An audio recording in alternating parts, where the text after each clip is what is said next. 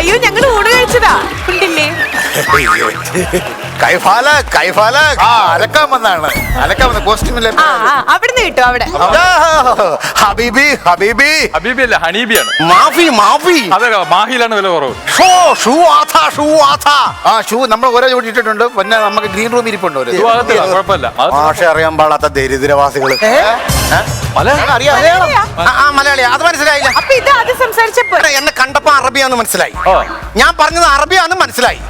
എന്നിട്ട് നിങ്ങൾക്ക് ഞാൻ എന്നെ അറബിയാണെന്ന് അംഗീകരിക്കാൻ വലിയ ബുദ്ധിമുട്ടാണല്ലേ? പക്ഷെ അറബി എന്നൊക്കെ പറഞ്ഞാലേ നമ്മൾ കണ്ടിട്ടുണ്ട്. നല്ല ചുവന്ന് തുടുത്തേക്കിരിക്കുന്നത്. ഞാനും ചോന്നിട്ടുണ്ട്. എങ്ങനെ? സിമന്റ് ചാക്ക്. പക്ഷെ നിങ്ങളെ എവിടെ കണ്ടിട്ടുണ്ട്? ദുബായ് എയർപോർട്ടിൽ എമിഗ്രേഷനിൽ നിങ്ങളാണ്. ഞാൻ നിനക്കൊരു കാര്യം പറയാൻ മനസ്സിലായി. ഞാൻ അവിടെ കാണും, തൂണിലും തുരുമ്പിലും മണലിലും എല്ലാത്തിനകത്തും ഞാൻ കാണും. എന്റെ പൊസിഷൻ നിങ്ങൾ മനസ്സിലാക്കും. ആ പൊസിഷൻ മനസ്സിലാക്കിയിട്ട് വേണം സംസാരിക്കാൻ. ഒരു കാര്യം അറിയാമോ? ഗൾഫില് ഞാൻ അങ്ങോട്ടും ഇങ്ങോട്ടും നടന്നു കഴിഞ്ഞാൽ കാശ എനിക്ക്. അങ്ങോട്ടും ഇങ്ങോട്ടും നടന്നാലോ? പറയുന്നത് അങ്ങോട്ടും ഇങ്ങോട്ടും അങ്ങനെ പൈസ കിട്ടുന്നത്. അല്ല, അങ്ങോട്ടും ഇങ്ങോട്ടും നടക്കുമ്പോ തലയിൽ രണ്ടിയാൾക്ക് സിമെന്റ് ഉണ്ടാവുന്നുള്ളൂ. എന്തായാലും നമ്മൾ നടക്കുവാണല്ലോ.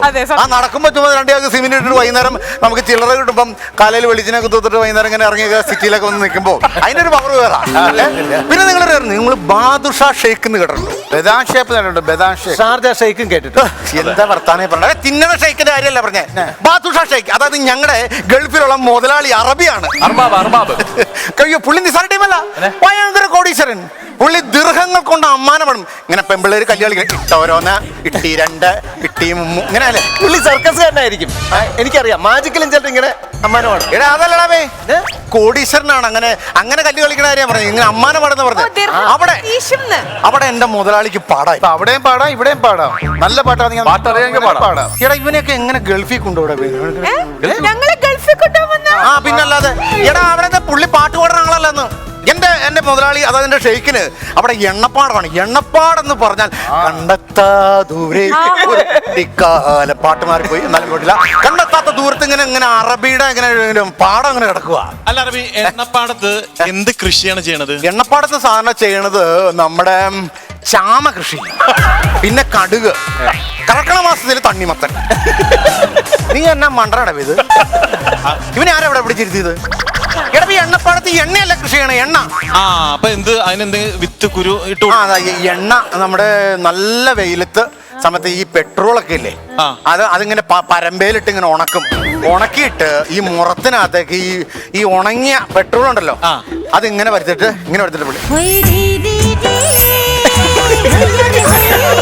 എന്നിട്ട് ഈ സാധനം പെട്രോൾ മുളച്ചു വരുമ്പോഴാണ് കൊയ്ത് ചക്കിലിട്ട് ആട്ടി ഇങ്ങനെ. അല്ലാതെ ഇവനോട് എന്നാ ഞാൻ പറയണേ? എണ്ണയുടെ വിത്തുണ്ടോ? ഒന്നെങ്കിൽ നിങ്ങൾ മണ്ടന്മാര്, അല്ലെങ്കിൽ നിങ്ങൾ എന്നെ കളിയാക്കൂല. നിങ്ങൾ ഗൾഫില് അവിടെ പോയി കണ്ടുപിടിക്കണം. ഗൾഫിൽ ഇവിടത്തെ പോലെയല്ല. എന്തിനു നഷ്ടപ്പെട്ട് ഇവിടെ കളിയാക്കലായി, വിഷയമായി, മൊത്തം പ്രശ്നമായി. അതായത് ഗൾഫിൽ അങ്ങനെയല്ല. ഗൾഫിൽ ഒരുത്തന്റെ പേഴ്സ് അങ്ങ് പോയി കഴിഞ്ഞാണ്ടല്ലോ അവിടെ കിടക്കും. പേഴ്സ് പോയവൻ അവിടെ കിടക്കും. പൈസ ഇല്ലാതെ അവൻ എങ്ങോട്ടും പോയിട്ട് ഒരു കാര്യമില്ല. അവൻ അവിടെ കിടന്ന് ചത്ത് വടക്കം പോലെ ഉണങ്ങിപ്പോകും. ഞാൻ ഈ ടി വിയിൽ കണ്ടപ്പോൾ നിങ്ങൾക്ക് ഇച്ചിരി ബുദ്ധിയൊക്കെ ഉള്ളവരാണെന്ന് ഞാൻ വിചാരിച്ചത്. പക്ഷെ ഇപ്പൊ മനസ്സിലായി നിങ്ങൾക്ക് ഒരു ബുദ്ധിയും ബോധമില്ല കേട്ടോ. പ്രത്യേകിച്ച് നിങ്ങളെയൊക്കെ പിടിച്ച് ഞാൻ എങ്ങനെ ഗൾഫിൽ കൊണ്ടുപോകും? വേറെ ഒന്നുമല്ല, ഞാൻ ഇങ്ങോട്ട് വരാൻ തന്നെ കാരണം എന്ന് വെച്ച് കഴിഞ്ഞാൽ ഞങ്ങളുടെ അറബിക്ക് അയ്യോ സ്റ്റാർ മാജിക് എന്ന് പറഞ്ഞു കഴിഞ്ഞാൽ എന്റെ ദൈവമേ ഭയങ്കര ഇഷ്ടമാണ്. കവിയത്രി ഭയങ്കര ഇഷ്ടമാണ്. നമ്മുടെ സ്റ്റാർ മാജിക് അങ്ങ് തുടങ്ങുമ്പോഴത്തേക്കും ഈ അറബി ചിരിച്ച് പൈൽസ് കപ്പും. പൈൽസല്ല, ടൈൽസ്. മണ്ണ് കപ്പുള്ളിയാണ് നമ്മുടെ മുതലാളി കൊട്ടാരത്തിന്റെ ഉള്ളിലിരിക്കണേ. അവിടെ മണ്ണുണ്ടാവോ? അവിടെ മൊത്തം ടൈൽസ് ആയിരിക്കും. അഥവാ ഇച്ചിരി മണ്ണ് വീണ് കഴിഞ്ഞു കഴിഞ്ഞാൽ അവിടെ വേലക്കാരി ജാനു വന്ന്, വേലക്കാരി ജാനു എവിടെ ചെന്നാലും വേലക്കാരി ജാനു. പക്ഷെ ഗൾഫിൽ വന്നപ്പോ പേരെന്ന് മാറും, അൽ ജാനു. ഒരു കാര്യം ചോദിക്കട്ടെ, ഇത്രയും അറബിച്ചിരിക്കാനായിട്ട് അറബിക്ക് മലയാളം അറിയോ? ഇല്ല, മലയാളം അറിയില്ല. അതാ പുള്ളി ഇങ്ങനെ ചിരിക്കണേ. മലയാളം അറിയാമായിരുന്നെങ്കിൽ പുള്ളി ഇവിടെ വന്നിട്ട് നിന്നെയൊക്കെ മലത്തി കിടത്തിച്ച് ഒട്ടകത്തിനെ കൊണ്ട് ചവിട്ടിക്കൊന്നു. ആ സൈസ് കോമഡിയാണ് മേടിക്കണേ. ഞാൻ യൂട്യൂബിൽ കണ്ടിട്ടുണ്ട് അറബിയിൽ കമന്റ് ഇട്ടിരിക്കുന്നത്. ആ അറബി ആയിരിക്കും? അല്ല, ഈ ഞങ്ങളെ ഇവിടെ കൊണ്ടുപോവാന്ന് പറഞ്ഞല്ലോ, ഏത് ടൈപ്പ് പ്രോഗ്രാംസ് ആയിരിക്കും ഞങ്ങൾ ചെയ്യേണ്ടി വരും? അത് പിന്നെ എനിക്കൊന്നും പറയാൻ പറ്റില്ല. നിങ്ങളുടെ പെർഫോമൻസ്, ഞാൻ ഒരു കാര്യം പറയുമ്പോൾ നിങ്ങൾ പെർഫോം ചെയ്യണം. ആ പെർഫോമൻസിന്റെ അടിസ്ഥാനത്തിലാണ് നിങ്ങളെ ഓരോ സ്ഥലം ഞങ്ങൾ ഗൾഫിൽ കൊണ്ടുപോകുന്നത്. അത് ഞങ്ങൾ സൂപ്പർ ആക്കും, അടിപൊളിയാക്കും. അതെ, അടിപൊളിയാക്കും. പുള്ളിനെ എന്നെ കൊണ്ടുപോകും. പിന്നെ അടിപൊളി. എന്റെ ദൈവമേ, എന്റെ അറബിക്ക് ഏറ്റവും കൂടുതൽ സ്റ്റാർ മാജിക്കിൽ ഇഷ്ടമുള്ള ഒരാളാണ് നവീനെ. സത്യം. My പിന്നെ God. നവീന് സ്ഥിരം ഒരു സ്റ്റെപ്പ് ചെയ്യാറില്ലേ നവീനെ? സ്റ്റെപ്പ് ഏത് ബ്രേക്ക് ഡാൻസിലെ ഒരു സ്റ്റെപ്പ് ചെയ്യില്ലേ? ഡാൻസ് ആണ്. അത് എനിക്ക് ഏറ്റവും കൂടുതൽ ബ്രേക്ക് എന്ന ഡാൻസ് ആണ്. ആണ്. ആ. അതിനാണ് അതുകൊണ്ട് ബ്രേക്ക് ഡാൻസ് വരുവന്നേ. Correct. അതൊന്ന് കാണിച്ചത്.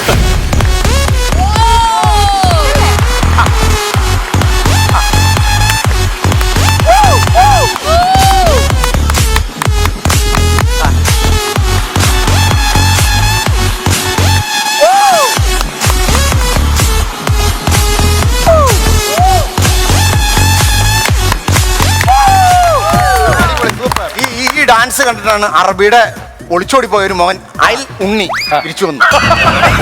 അത്രയ്ക്ക് ഭയങ്കര പെർഫോമൻസ്. അയ്യോ, ഈ പുള്ളിയുടെ കാര്യമാണ് അറബിയും ഒട്ടകവും പ്രത്യേകം പറഞ്ഞത്. അസീസല്ലേ? അസീസുണ്ട്. ഞാൻ മുടി വെട്ടി കഴിഞ്ഞപ്പോ ഞാൻ വേറെ ആരാന്ന് തെറ്റിദ്ധരിച്ചു. അതാ, അല്ലെങ്കിൽ ഞാൻ കപ്പ തന്നെ കൈ തന്നെ. അല്ല, നിങ്ങൾക്ക് ഒരു സ്റ്റെപ്പ് ഉണ്ടായിരുന്നല്ലോ അത്. എന്റെ മറ്റേ വയറിലായ വയറിലായ ഒരു സ്റ്റെപ്പ്.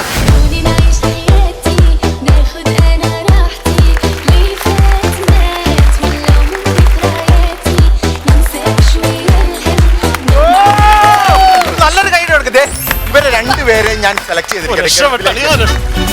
അല്ല അറബി, ഇവര് രണ്ടുപേരും ഞങ്ങളെല്ലാവരും നന്നായിട്ട് പെർഫോം ചെയ്യും. ഈ പ്രാവശ്യം ഇവരെ കൊണ്ട് ഞാൻ പോകും. പോയിട്ട് ഞാൻ തിരിച്ചു വരുമ്പം നിങ്ങളുടെ പെർഫോമൻസ് ഇതുപോലെ ഞാൻ പറയും നല്ലതാണ്, നിങ്ങളെ കൊണ്ടുപോകും. കൊണ്ടുപോകും. അറബി അവിടെ എത്ര ഷോ കാണും? ഡെയിലി ഷോ അല്ലേ? Daily show. അതെ അറബി, ഞാനും ഡാൻസ് കളിക്കും. ഞാനും ഡാൻസ് ഒക്കെ നന്നായിട്ട്. ഞാൻ അത് അടുത്ത പ്രാവശ്യം വരുമ്പോൾ കൊണ്ടുപോകും. ഞാൻ ഇന്നിപ്പോ ഇവരല്ലേ പറഞ്ഞേക്കണേ. ഇപ്പൊ ഞങ്ങളല്ല സെലക്ട് ചെയ്ത് അത് അടുത്ത ഓക്കെ. അല്ല അറബി, ഞാൻ ഈ സ്റ്റെപ്പ് മാത്രം കളിച്ചാൽ മതിയാ? സ്റ്റെപ്പ് മാത്രം ചെയ്താൽ പോരാ, പിന്നെ അത് പ്രോപ്പർട്ടി വെച്ച് ചെയ്യണം. അതാണ് അതിന്റെ. അതെ അതെ, ഗൾഫിലൊക്കെ എല്ലാം ചെയ്യുമ്പോ പ്രോപ്പർട്ടി വെച്ചിട്ടായി. ഗൾഫിൽ എങ്ങനെയാണത്? പ്രോപ്പർട്ടി നിന്നാണ്. പ്രോപ്പർട്ടി എന്ന് വെച്ച് കഴിഞ്ഞാൽ ഇപ്പം നവീൻ ചെയ്ത സ്റ്റെപ്പ് ഇതല്ലേ?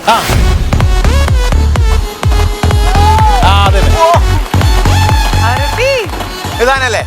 കറക്റ്റ്. നവീൻ ഇങ്ങനെ ചെയ്യുമ്പോ ഈ നവീന്റെ കയ്യില് പ്രോപ്പർട്ടി വരും. എന്ത് പ്രോപ്പർട്ടി? നവീൻ ഇങ്ങനെ ചെയ്യല്ലോ. ഒട്ടകത്തിന്റെ അകിട് ഈ വിരലിന്റെ അടിയിൽ. അപ്പം വീണ്ടും കറക്കുന്നു, ഇങ്ങനെ കറക്കുന്നു, ഇങ്ങനെ കറക്കുന്നു, ഇങ്ങനെ കറക്കുന്നു. അല്ല, ഈ കാലിന്റെ ഇവിടെ ഇതിന്റെ ഉള്ളിലേ ഒരു അലുമിനിയത്തിന്റെ പാത്രം വരും. അപ്പൊ അതിനകത്തേക്കാണ് ഈ സ്റ്റെപ്പ് ഇട്ടച്ച് പാല് കറക്കി ഒഴിക്കേണ്ടത്. അല്ല, അത് കഴിഞ്ഞിട്ട് ഈ ഒട്ടകത്തിന്റെ പാല് കറക്കി കഴിഞ്ഞാൽ വിടാതെ തന്നെ ഈ പാത്രം കളയാതെ അടുത്ത ഒട്ടകത്തിന്റെ അടുത്ത് ഇങ്ങനെ പോകും. വീണ്ടും ഈ സ്റ്റെപ്പ്. ഇത് കഴിഞ്ഞ് അടുത്ത ഒട്ടകത്തിന്റെ അടുത്ത് വീണ്ടും ഈ സാധനം. അല്ലാതെ പശുവിനെ കറക്കണല്ലേ? പശു ഇവിടെ, അവിടെ ചെല്ലുമ്പോ അത് ഒട്ടകം. അതെ, അല്ല, അവിടെ ചിന്തിക്കേണ്ട സമയമായിരിക്കണം. പോയിക്കോളൂ. നിനക്ക് പറ്റിയ ജോലി തന്നെ കിട്ടിയത്. അല്ല അറബി, അസിസ്കടെ എന്റെ എന്തായാലും ഒട്ടകമല്ല. എന്റെ എന്തായാലും ഒട്ടകമല്ല. അസീസ് ഇങ്ങനെ എന്നിട്ട്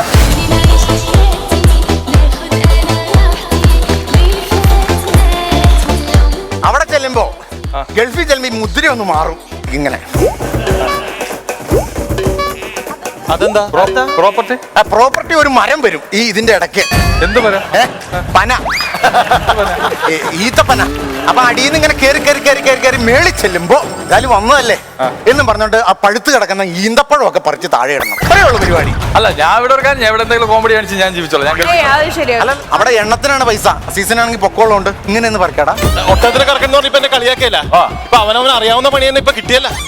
ചുരുക്കി പറഞ്ഞു കഴിഞ്ഞാലേ ഒരാള് ഒട്ടകത്തിനെ കറക്കാൻ, ഒരാള് പനീന് കയറാൻ ഗൾഫിൽ കൊണ്ടാണ്. പിന്നല്ലാതെ ഈ പണിയൊക്കെ സൂപ്പർ പണികളെ അവിടെ ചെന്ന് കഴിഞ്ഞാൽ പൈസയുടെ പെരളിയായിരിക്കും. പെരളി. സത്യത്തിൽ നിങ്ങൾ എങ്ങനെയാണ് അറബിയായത്? സത്യം പറഞ്ഞു കഴിഞ്ഞാൽ ഞാൻ ഇതുപോലെ അവിടെ ചെല്ലുമായിരുന്നു. ഈ അറബിയുടെ വീട്ടിൽ ചെന്നു. എന്റെ പേര് AR അബി എന്നാണ് എന്റെ പേര്. AR അബി. AR എന്നുള്ളതിന്റെ ഇനിഷ്യല്, അബി എന്നുള്ളതിന്റെ പേര് കേട്ടോ. അപ്പൊ എന്റെ ഈ മുതലാളി എന്ന് പറഞ്ഞു കഴിഞ്ഞാൽ എന്നെ ഇനിഷ്യല് കൂട്ടിയേ വിളിക്കുള്ളൂ. എങ്ങനെ? AR Abi, AR Abi, AR Abi, അറബി എന്ന് വിളിച്ച് ഞാൻ അറബി ആയിപ്പോ. അറിയാതെ അറബി എന്ന് പറയുമ്പോ എനിക്ക് ഇനി ഈ ഡ്രസ്സെല്ലാം ഇടാൻ പറ്റുള്ളൂ. നവീൻ ഇടണാരി പുക്കള് കാണുന്ന സൈസ് ബനിയനൊക്കെ ഇട്ട് എനിക്ക് നടക്കാൻ പറ്റും. ഭംഗിയുണ്ട് അല്ലേ? നല്ല ഭംഗിയില്ലേ? എല്ലാരും പറയുന്നുണ്ട് അങ്ങനെ ഭംഗിയുണ്ട്. ഭാര്യ മാത്രം അത് അംഗീകരിക്കുന്നില്ല. എന്താണോ എന്നറിയില്ല. അത് നിങ്ങൾക്ക് സത്യത്തിൽ ഇത് തന്നെ പണി. ആശിസ് വർത്താനം പറയല്ലേ? എനിക്ക് വേറെ ലെവൽ. ഞാൻ വേറെ പൊസിഷനാണ്. 19 വർഷമായിട്ട് നിൽക്കുന്ന ആളാണല്ലോ. അപ്പൊ ഞാൻ ഈ പണി ചെയ്യാൻ പറ്റില്ലല്ലോ. വേറെ ലെവലാ, നമുക്കറിയാം. അല്ല, ജസ്റ്റ് ഞാനാണ് സർ. പണി പറ. എന്റെ പണിയോ? എന്റെ പണി എന്ന് പറഞ്ഞു കഴിഞ്ഞാല് എനിക്കുണ്ട് പ്രോപ്പർട്ടി.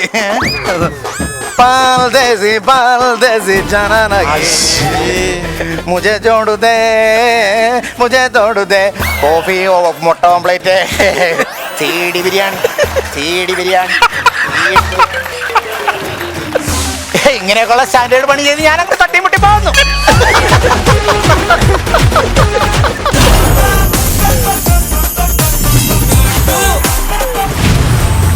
നിങ്ങളുടെ എല്ലാവരുടെയും ഇപ്പൊ നമ്മുടെയും കൂടെ സ്വന്തം കല്ലു സ്റ്റാർ മാജിക്കിൽ ജോയിൻ ചെയ്തിരിക്കുകയാണ്. അപ്പൊ ഞാൻ ചോദിച്ചോട്ടെ, ലോക്ക്ഡൌണിൽ ശരിക്കും എന്തായിരുന്നു പരിപാടി? ചിക്കൻ കറി ഉണ്ടാക്കാം, പിറ്റേ ദിവസം മോര് കറി ഉണ്ടാക്കാം, പിന്നെ പഴങ്കഞ്ഞിയും തൈരും കാന്താരി മുളകും കൂട്ടി കഴിക്കുക. പിന്നെ പിള്ളേർ ഈ കറി കൊള്ളായിരുന്നോ? ഈ ഉണ്ടാക്കി വെച്ച കറി കൊള്ളില്ലായിരുന്നോ?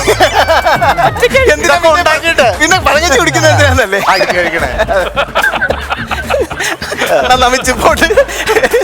ഇനി നമുക്ക് ആദ്യം പുതിയം കളിക്കാട്ടോ. ആദ്യം പുതിയം ചോദിക്കാം, ശരിക്കും ലോക്ക്ഡൌണിൽ എന്തായിരുന്നു? ഇതൊക്കെ തന്നെയായിരുന്നു. അപ്പൊ ഈ മെജീഷ്യൻ എന്ന് പറയുന്ന പ്രൊഫഷൻ ആക്ച്വലി ആങ്കറിംഗ് ആണോ ശരിക്കും, അതോ മെജീഷ്യൻ ആണോ അത് ഏറ്റവും കൂടുതൽ? ഞാൻ ആദ്യം ഒരു കൊറിയോഗ്രാഫർ ആവണമെന്നായിരുന്നു ആഗ്രഹിച്ചത്. അതിനിടയിലാണ് അപ്രതീക്ഷിതമായിട്ട് മുതുകാട് സാറിനെ മീറ്റ് ചെയ്യുന്നത്. മിനി സ്ക്രീൻ ആർട്ടിസ്റ്റ് അവാർഡ് നൈറ്റിന് ഒരു പ്രോഗ്രാം സ്റ്റാർസിനെ വെച്ചിട്ട് സെറ്റ് ചെയ്തിരുന്നു. അപ്പൊ അത് മുതുകാട് സാർ കണ്ടിട്ട് ഇവനെ കിട്ടിയ തരക്കേട്ടില്ലല്ലോ, ഇവൻ മാജിക്കിൽ കുറച്ച് കൊറിയോഗ്രാഫി ഒക്കെ ചെയ്യും, ഇല്ലെങ്കിൽ ഇവൻ ഡാൻസ് ലോകം തകർക്കും. അങ്ങനെ അങ്ങനെ ആകുമ്പോ ഞാനുണ്ടല്ലോ, എനിക്ക് മാജിക്കിലൂടെ എന്തും ചെയ്യാം. അപ്പോൾ പിന്നെ എന്നെ പരിചയമുള്ള ഒരാൾ മുതുകാട് സാറിന്റെ തൊട്ടടുത്ത് തന്നെ ഉണ്ടായിരുന്നു, ഗോപാലകൃഷ്ണൻ എന്ന് പറഞ്ഞിട്ട്. ഗോപാലകൃഷ്ണൻ അറിയായിരിക്കും, ഈ ഒരുപാട് പഴയ സിനിമയുടെ സ്റ്റിൽസും പോസ്റ്റേഴ്സും പാട്ടുകളും ഒക്കെ കളക്ഷനുള്ള ആർ ഗോപാലകൃഷ്ണൻ ട്രിവാൻഡ്രത്താണ്. പുള്ളിയാണ് ലാലേട്ടൻ്റെ 25ാം വാർഷികം ആഘോഷിച്ച സമയത്ത് അതിൻ്റെ മൊത്തം എക്സിബിഷനും പുള്ളിയായിരുന്നു, അതിൻ്റെ ഇൻചാർജും ആയിരുന്നു. അപ്പോൾ ഗോപാലകൃഷ്ണൻ ചേട്ടൻ മുതുകാട് സാറിനെ പരിചയപ്പെടുത്തി നമ്മുടെ പയ്യനാണെന്ന് പറഞ്ഞു. അങ്ങനെ സാറിൻ്റെ ട്രൂപ്പിലേക്ക് കയറി പറ്റി. സാറും അങ്ങനെ നമ്മുടെ പയ്യനാന്ന് പറഞ്ഞു. അതെ അതെ, സാറിനോടൊപ്പം പോയിട്ടാണ് മാജിക്കിലേക്ക് ഈ ഡാൻസും ഇതും മാജിക്കും മിക്സ് ചെയ്തിട്ട് കുറേ സാധനങ്ങളൊക്കെ ചെയ്യാമെന്നും സാറിനോടൊപ്പം 6 വർഷം വർക്ക് ചെയ്തു. അതിനുശേഷം ഇൻഡിപെൻഡൻ്റ് ആയിട്ട് അങ്ങനെ മാജിക് ഷോയ്ക്ക് വേണ്ടിയിട്ടാണ് അമൃത TV-യിൽ പണ്ട് പോയത്. ഞാൻ ആ ബൈക്ക് ഉണ്ടായിരുന്നു, അതുപോലെ ഷോൾഡർ ബാഗ് ഒക്കെ ഉണ്ടായിരുന്നു. അപ്പോൾ അത് കണ്ടിട്ട് ബിന്ദു സാജൻ എന്നാണ് അവിടുത്തെ സീനിയർ പ്രൊഡ്യൂസർ ആയിരുന്നു. അങ്ങനെയാണ് അമൃത TV-യിൽ ആ കുക്കറി ഷോ വരുന്നത്. ആദ്യം ഇഷ്ടമില്ലാതെയാണ് ചെയ്തതെങ്കിലും പിന്നീട് ഈ ഒരുപാട് പാചകക്കാരുടെ മാജിക് കണ്ടപ്പോൾ നമ്മൾ ചെയ്യുന്ന മാജിക് ഒന്നും അല്ലാന്ന് തോന്നി എനിക്ക്. അപ്പോൾ അങ്ങനെയാണ് കുക്കിങ്ങിനോട് ഒരു ഇഷ്ടം തോന്നിയത്. പിന്നീടാണ് പഠിച്ചത്. ശരി, ഓക്കെ. അല്ല ചേട്ടാ, ഈ ലുക്ക് എപ്പോഴൊന്നും ചേഞ്ച് ആവണോ? അത് ഈ ആദ്യം ഒരു സ്ട്രഗ്ലിംഗ് പീരീഡ് ഉണ്ടായിരുന്നു. ഞാനും രാകേഷ് ബ്രഹ്മാനന്ദനും ഷാജി എന്ന് പറഞ്ഞിട്ട് 3 പേരായിരുന്നു. അപ്പോൾ ആദ്യത്തെ സ്ട്രഗ്ലിംഗ് പീരീഡ് എന്ന് പറഞ്ഞാൽ അസിസ്റ്റന്റ് ആയിട്ട് ചാനലുകളിലൊക്കെ വർക്ക് ചെയ്യുമായിരുന്നു. ഏതെങ്കിലും പുതിയ പ്രോഗ്രാം വരുമ്പോൾ അസിസ്റ്റ് ചെയ്യാനായിട്ട് കയറും. ഒരു 6 മാസം കഴിയുമ്പോൾ ആ പ്രോഗ്രാം കഴിയുമ്പോൾ മാറും. അങ്ങനെയാണ് പൈസ ഉണ്ടായിക്കൊണ്ടിരുന്നത്. അപ്പോൾ എല്ലാ പരിപാടിയും നിർത്തിയിട്ട് മജീഷ്യൻ ആവാൻ തീരുമാനിച്ചു. മുതുകാട് സാറിന്റെ ട്രൂപ്പ് എന്ന് പറഞ്ഞിട്ട് കയ്യിലുള്ള ഫണ്ട് മുഴുവൻ വെച്ചിട്ട് മാജിക്കിന്റെ സാധനം ഉണ്ടാക്കി. അപ്പോൾ എൻ്റെ പ്രതീക്ഷ മാജിക്കിന്റെ സാധനങ്ങൾ ഉണ്ടെങ്കിൽ മാജിക് ഷോ വരുമെന്നായിരുന്നു. പക്ഷെ അത് നിന്നുപോയി. ഒരു ഷോയും വരാനില്ല.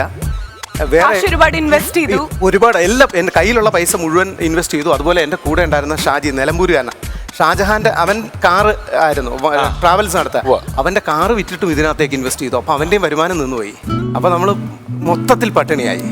അത് ആദ്യത്തെ സ്ട്രഗ്ലിംഗ് പീരീഡ്. രണ്ടാമത്തെ സ്ട്രഗ്ലിംഗ് പീരീഡ് എന്താണെന്ന് വെച്ച് കഴിഞ്ഞാൽ ഇത്രയും മാജിക് പഠിച്ച് ഇത്രയും സാധനങ്ങളൊക്കെ ഉണ്ടായിട്ടും മാജിക്കിൽ ഒന്നും ആവാൻ പറ്റുന്നില്ലല്ലോ എന്ന് പറഞ്ഞിട്ട് ഒരു ഡിപ്രഷൻ അടിച്ചു. അപ്പൊ ഞാൻ കുക്കിംഗ് ഷോ ഒക്കെ നിർത്തിയിട്ട് 1 വർഷം മാജിക് പ്രാക്ടീസ് തന്നെ ആയിരുന്നു.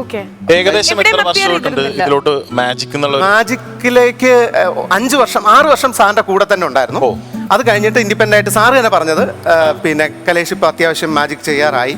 ഇൻഡിപെൻഡന്റ് ആയിട്ട് അതല്ല, പുള്ളിയുടെ ഈ ഐറ്റം ഒക്കെ അടിച്ചു മാറ്റുന്ന പുള്ളി അങ്ങനെ അറിഞ്ഞു. അല്ല, സാറിനെ കുറിച്ചും അവിടുത്തെ ഉണ്ടായിരുന്ന Murthy sir, Muthukad sir, Chandrasenan sir, പിന്നെ തമിഴ്നാട്ടിൽ നിന്നൊരു ഗസ്റ്റ് ലെക്ചറർ ഉണ്ടായിരുന്നു, യോന സാറ്. അപ്പൊ ഇവര് 4 പേരും ഭയങ്കര സപ്പോർട്ടായിരുന്നു. അപ്പോൾ ഞാൻ അവിടെ കുട്ടികൾക്ക് പ്രാക്ടീസ് ചെയ്യിപ്പിച്ചു കൊടുക്കും. അധ്യാപകനായിരുന്നു കുറെ കഴിഞ്ഞ. അപ്പൊ കുട്ടികൾക്ക് ഈ ട്രെയിനിങ് കൊടുക്കുന്ന കണ്ടിട്ട് അവർ പറഞ്ഞു കലേഷ് പെർഫോം ചെയ്താൽ നന്നാവും എന്ന് പറഞ്ഞു. അങ്ങനെ 4 പേരും കൂടെ എന്നെ പെർഫോമർ ആക്കിയതാണെന്ന് പറയാം. ഇൻ ഷോർട്ട് ഒരു ഓൾ റൗണ്ടറിനെയാണ് നമുക്ക് കിട്ടിയിട്ടുള്ളത്. ആക്ച്വലി കൊറിയോഗ്രാഫിയുടെ കാര്യമൊന്നും നമുക്ക് അറിയണ്ടായിരുന്നില്ല. ഒരു ആങ്കർ കം ഒരു മെജീഷ്യൻ മാത്രമേ നമുക്ക് അറിയണ്ടായിരുന്നുള്ളൂ. എന്തായാലും ഇദ്ദേഹം തന്നെ പറഞ്ഞ സ്ഥിതിക്ക് തട്ടി കുമ്പിട്ട് തന്നെ നമുക്ക് തുടങ്ങാം അല്ലേ? ഒരു ഡാൻസ് നമുക്ക് തുടങ്ങാം. ഞങ്ങള് ഒരുപാട് ഷോകളിൽ ഒന്നിച്ച് നമ്മൾ ഒരുപാട് ഷോ ഒരുമിച്ച് ഡാൻസ് ചെയ്ത് ഞാനല്ല മാജിക് ഡാൻസ്. അത് മാത്രമല്ല ഒരു മിമിക്രിക്കാരനാക്കിയതിൽ ഒരാള് പുള്ളിയാണ്.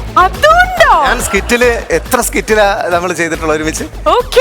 പുള്ളിയുടെ നോട്ടത്തിൽ മിമിക്രിയിലെ അപേലച്ചന ഞാൻ കഷ്ടം.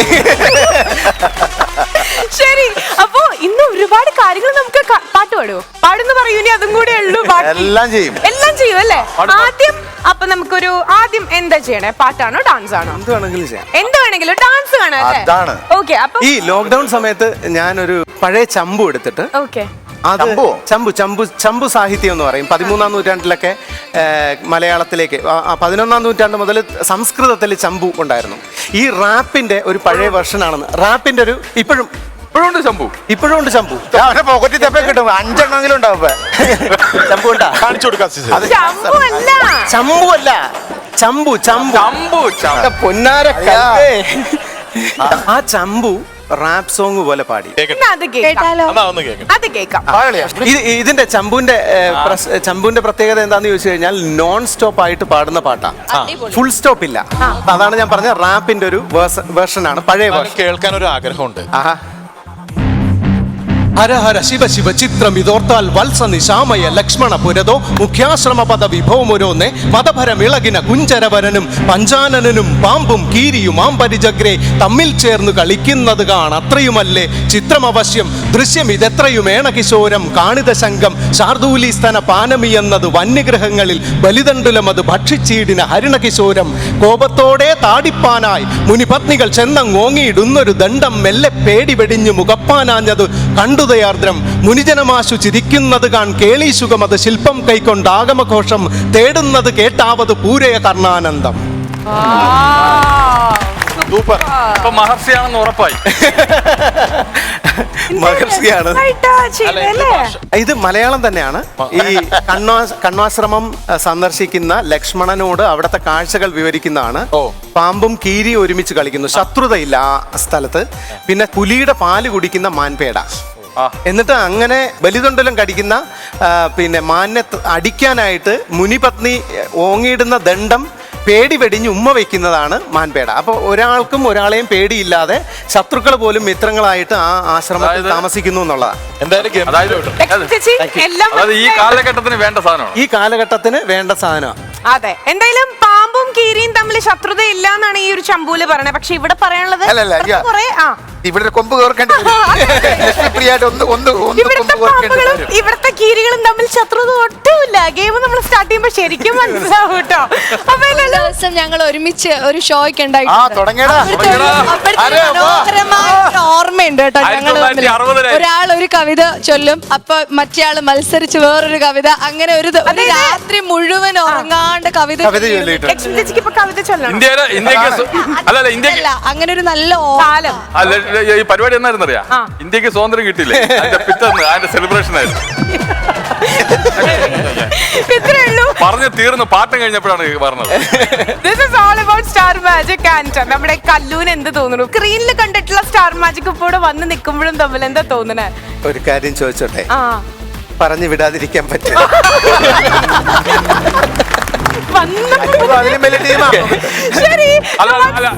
ഞങ്ങളെ ഈ പ്രൊഡ്യൂസർ ഓക്കെ കല്ലു പോയിക്കോ ടാറ്റ എന്നൊക്കെ പറഞ്ഞ് വണ്ടി കയറ്റി വിടാൻ, അയ്യോ കല്ലു പോവല്ലേ, അയ്യോ കല്ലു പോവല്ലേ, അങ്ങനെ പറഞ്ഞു. അല്ല ഞാൻ പറയട്ടെ, പലരുടെയും പണി പോവാൻ ചാൻസ് ഉണ്ട്.